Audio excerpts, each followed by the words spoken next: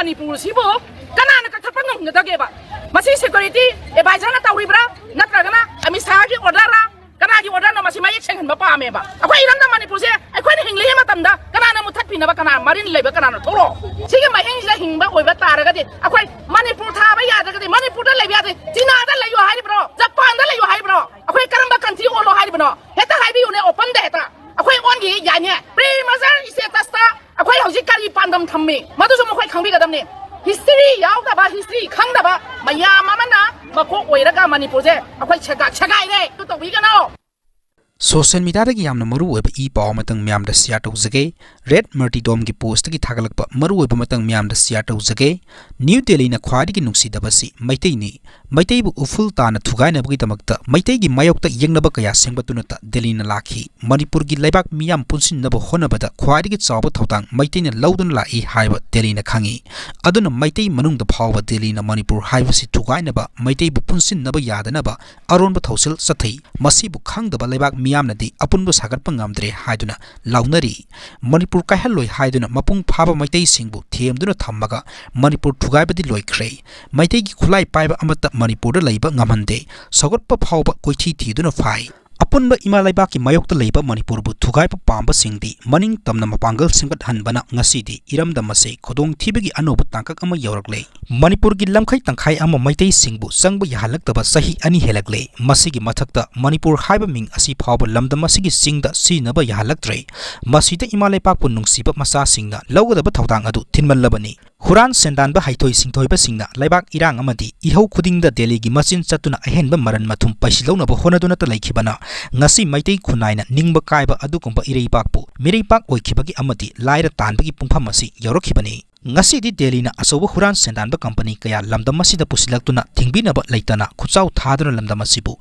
mating pangbagi marumda yelhongai pukai langai kaya sagun tawnaba thorang loikhre Eikhoi gi ireipak Manipur se tampaki district manga sita lona ohen khrabara haibasi Delhi gi thawongna pakhum piri lamdam asigi mapi mapa oikhiba matat haiba phamnai ba sing oija oithak maran mathumna singum wangna paihorobanina lebak nga u haibasu yadre lebak miyam amati ngasi gi naharol sing tha khara wathoksi sahi khara wathoksi aroiba ihau ama hauduna iramdambu kanba ngamdri phawba miyam gi ihauna maipakti phawba lanthingna khisi natrabadi phurup asi mutkhiragani haina post asigi maikedigi thamlakle ai isa kudima ai amukana ai miyam gu na bagi tanjama ai pawjalam ko epijari maramdi ai mamangdasu nahandi wagtabigi Eikhoi Manipur state transport gi Eikhoi Manipur haiba wahi lokku haiba ai pen da gi ai thamoi gi oiba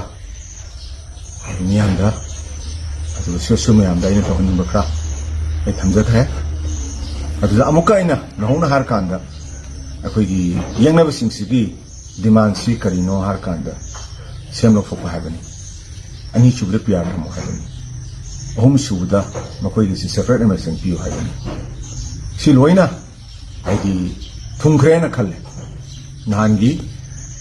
Manipur haiba wahi lokhu haibi kuki area langgadabnina Manipur haiba wahi do tharga sangba yaroi haiba ki poni atuna madu miyamna army da khanbadu army da khaloi dabani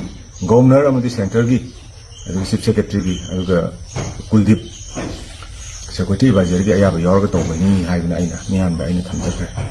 adu aina muk makhatana panjara aina yeng si khoi nainarga semlo phokre pyar thamkhre ko marakta akoi gi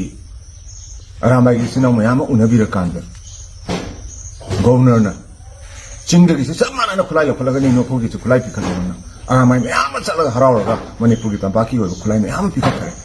masi singi so ama bawlo khatabani point mari ni aina thamjari se semlo phokhi bama pyar thambama adugum jiki khulai akoi dagi lokhalaga kuki gi lokhataba ma adugum Manipur thaba yaroi haiba ma si khuding mak se kuki gi demand hudi faudi loina sak hangena lawra engwa ai yoina apang bai gi ko aduda ngarang si akoi gi kokomina Manipur pumba jana sa ko bukan sida yamna mapung phana namini gi si tau khe si gi dam ka su ai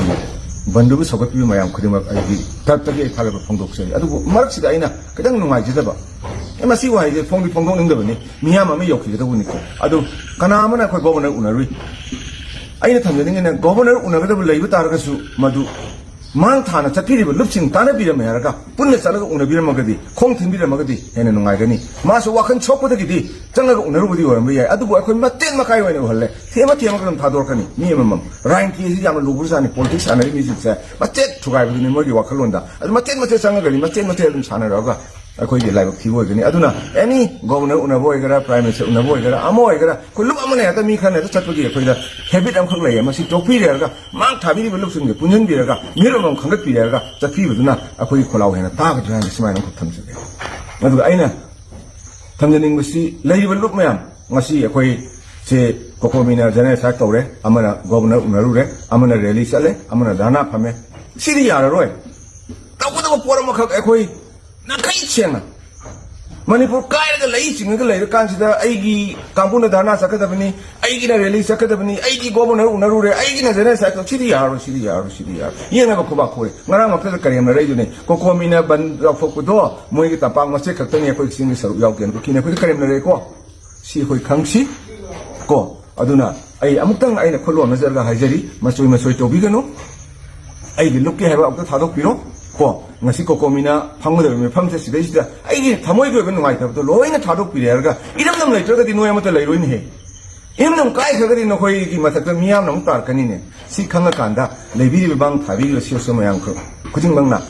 ꯑꯩꯈꯣꯏꯒꯤ ꯅꯍꯥꯟ ꯂꯥꯎꯊꯣꯛꯈꯤꯕ ꯀꯔꯤꯅꯣ ꯒꯣꯕꯔꯅꯔꯅ ꯃꯤꯌꯥꯝꯗ ꯂꯥꯜꯂꯦ ꯍꯥꯏꯕ chief secretary ꯐꯝ ꯊꯥꯗꯣꯛꯄ ꯍꯥꯏꯕ ꯀꯨꯜꯗꯤꯞ ꯑꯩꯈꯣꯏꯒꯤ ꯁꯦꯀ꯭ꯌꯨꯔꯤꯇꯤ ꯑꯦꯗꯚꯥꯏꯖꯔꯤ ꯐꯝ ꯊꯥꯗꯣꯛꯄ ꯍꯥꯏꯕ ꯗꯤꯖꯤ ꯐꯝ ꯊꯥꯗꯣꯛꯄ ꯍꯥꯏꯕ ꯗꯤꯃꯥꯟꯁꯦ ꯁꯤꯒꯤ ꯗꯤꯃꯥꯟꯁꯦ ꯑꯩꯈꯣꯏ ꯀꯣꯀꯣꯃꯤꯅ ꯂꯥꯎꯊꯣꯛꯈꯤꯕꯗꯣ ꯁꯤꯗꯩꯁꯦ ꯑꯩꯈꯣꯏ ꯄꯨꯟꯅ ꯆꯠꯂꯀꯥꯟꯗ ꯄꯨꯟꯅ ꯆꯠꯃꯤꯟꯅꯔꯒ ꯏꯃꯥ ꯂꯩꯕꯥꯛ ꯀꯟꯅꯕꯗꯣ ꯑꯃꯨꯛꯇꯪ ꯍꯣꯠꯅꯃꯤꯟꯅꯁꯦ ꯑꯩꯒꯤꯅ ꯆꯠ ꯂꯩꯔꯒꯗꯤꯅꯦ ꯑꯃꯅ ꯑꯃꯨꯛ ꯀꯧꯔꯛꯀꯅꯤ ꯑꯃꯅ ꯑꯃꯨꯛ ꯀꯧꯔꯛꯑꯒꯅꯦ ꯑꯩꯈꯣꯏ ꯐꯦꯁꯟ ꯇꯥꯅꯕꯅꯦ ꯑꯗꯨꯗ ꯆꯠꯈ꯭ꯔꯒꯅꯦ ꯃꯅꯤꯄꯨꯔ ꯃꯤꯈꯥ ꯄꯣꯟꯈ꯭ꯔꯅꯤ ꯃꯅꯤꯄꯨꯔ ꯀꯥꯏꯈ꯭ꯔꯅꯤ ꯃꯅꯤꯄꯨꯔ ꯑꯃꯨꯛꯀꯅ ꯆꯍꯤ 2000ꯒꯤ ꯄꯨꯋꯥꯔꯤ ꯂꯩꯔꯝꯕ ꯃꯅꯤꯄꯨꯔ ꯑꯗꯨ ꯎꯔꯛꯇꯕ ꯌꯥꯏꯌꯦ ꯑꯗꯨꯅ ꯄꯨꯋꯥꯔꯤ ꯃꯃꯥꯡꯗ ꯊꯣꯛꯈꯤꯕ ꯄꯨꯋꯥꯔꯤ ꯃꯌꯥꯝꯗꯨ ꯌꯦꯡꯕꯤꯔꯀꯥꯟꯗ ꯃꯩꯇꯩ ꯃꯌꯥꯝ ꯄꯨꯟꯗ꯭ꯔꯒꯗꯤ ꯑꯩꯈꯣꯏ ꯃꯤꯈꯥ ꯄꯨꯟꯒꯅꯤꯁꯦ ꯈꯪꯉꯦꯗꯅ ꯍꯧꯖꯤꯛꯁꯨ ꯂꯥꯟꯁꯤꯗ ꯑꯃꯨꯛ ꯃꯩꯇꯩ ꯃꯌꯥꯝ ꯄꯨꯟꯗ꯭ꯔꯒꯗꯤ ꯑꯩꯈꯣꯏ ꯃꯤꯈꯥ ꯄꯣꯟꯒꯅꯤ ꯍꯥꯏꯕꯁꯦ ꯑꯩꯈꯣꯏꯒꯤ ꯋꯥꯈꯜꯗ ꯊꯝꯃꯒ ꯉꯁꯤꯒꯤ ꯀꯣꯀꯣꯃꯤꯒꯤ ꯃꯤꯐꯝꯁꯤꯗ ꯑꯃ ꯑꯣꯏꯒꯦꯔꯥ ꯄꯨꯟꯅ ꯌꯥꯎꯕꯤꯔꯦ ꯍꯥꯏꯔꯒ ꯑꯩꯈꯣꯏꯒꯤ ꯐꯤꯔꯦꯞ ꯇꯧꯗꯕ ꯌꯥꯗꯕ ꯀꯣ ꯌꯥꯗꯦ ꯍꯥꯏꯕ ꯑꯝꯇꯪ ꯈꯪꯍꯟꯁꯤ ꯑꯗꯨꯒ ꯂꯣꯏꯁꯤꯜꯂꯛꯄꯗ ꯁꯤꯒꯤ ꯂꯨꯔꯕ ꯇꯥꯟꯖꯥꯁꯤꯗ ꯂꯥꯏ ꯍꯔꯥꯎꯕ ꯊꯤꯟꯗꯅ ꯆꯣꯡꯗꯅꯀꯣ ꯏꯁꯩ ꯅꯣꯡꯃꯥꯏ ꯇꯧꯕꯁꯦ ꯍꯣꯏ ꯍꯥꯟꯅ ꯐꯤꯕꯝ ꯐꯔꯤꯉꯩꯗ ꯇꯧꯔꯝꯃꯒꯁꯨ ꯐꯤꯕꯝꯁꯤꯅ ꯂꯨꯁꯜꯂꯛꯑꯒꯗꯤ ꯑꯩꯒꯤ ꯋꯥꯈꯜꯗ ꯑꯩꯒꯤ ꯂꯩꯕꯥꯛꯁꯤꯅ ꯂꯨꯏ ꯍꯥꯏꯕꯁꯦ ꯈꯟꯕꯤꯔꯒ ꯑꯃꯨꯛꯇꯪꯗꯤ ꯍꯔꯥꯎ ꯀꯨꯝꯍꯩꯁꯦ ꯃꯇꯝ ꯈꯤꯇꯪ ꯑꯩꯈꯣꯏ ꯂꯦꯞꯃꯤꯟꯅꯔꯦ ꯍꯥꯏꯔꯒ ꯍꯟꯗꯛꯀꯤ ꯃꯅꯤꯄꯨꯔ ꯊꯥꯕ ꯌꯥꯔꯣꯏ ꯍꯥꯏꯕꯁꯦ ꯃꯇꯧ ꯀꯔꯝꯍꯥꯏꯅ ꯇꯧꯗꯅ ꯍꯥꯏꯔꯤꯅꯣ ꯅꯈꯣꯏ ꯃꯤꯑꯣꯏ ꯈꯔ ꯔꯤꯖꯥꯏꯟ ꯇꯧꯒꯗꯕꯅꯤ ꯑꯗꯨꯒ ꯒꯣꯕꯔꯅꯔ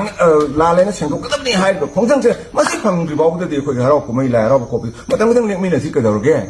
ꯑꯩꯈꯣꯏ ꯂꯩꯔꯒꯗꯤ ꯍꯔꯥꯎ ꯀꯨꯝꯍꯩꯁꯦ ꯑꯗꯨꯝ ꯂꯩꯔꯅꯤꯌꯦ ꯑꯩꯈꯣꯏ ꯂꯩꯇ꯭ꯔꯒꯗꯤ ꯍꯔꯥꯎ ꯀꯨꯝꯍꯩꯁꯦ ꯂꯩꯔꯣꯏꯗꯣꯏꯅꯤꯀꯣ ꯃꯌꯥꯝ ꯑꯗꯨꯅ ꯑꯩ ꯑꯃꯨꯛꯇꯪ ꯄꯨꯜꯂꯀꯥꯟꯗ ꯉꯁꯤꯒꯤ ꯃꯤꯐꯝꯁꯤꯗ ꯄꯨꯟꯅ ꯌꯥꯎꯕꯤꯔꯦ ꯍꯥꯏꯔꯒ ꯑꯗꯨꯒꯤ ꯂꯥꯎꯊꯣꯔꯛꯄ ꯃꯤꯐꯝꯗꯨꯗ ꯑꯩꯈꯣꯏ ꯄꯨꯟꯅ ꯃꯩꯔꯥ ꯔꯦꯂꯤ ꯆꯠꯂꯦ ꯄꯨꯟꯅ ꯆꯠꯄ ꯙꯔꯅꯥ ꯐꯝꯃꯦ ꯄꯨꯟꯅ ꯆꯠꯄ ꯀꯣ ꯄꯨꯟꯅ ꯇꯧꯔꯀꯥꯟꯗꯅꯦ ꯑꯩꯈꯣꯏꯒꯤ ꯑꯃꯨꯛꯇꯪ ꯏꯃꯥ ꯂꯩꯕꯥꯛ ꯀꯟꯅꯕ ꯍꯣꯠꯅꯁꯤ ꯍꯥꯏꯕ ꯋꯥꯐꯝ ꯈꯔꯁꯦ ꯑꯩ ꯅꯣꯂꯨꯡꯅ ꯊꯝꯖꯩ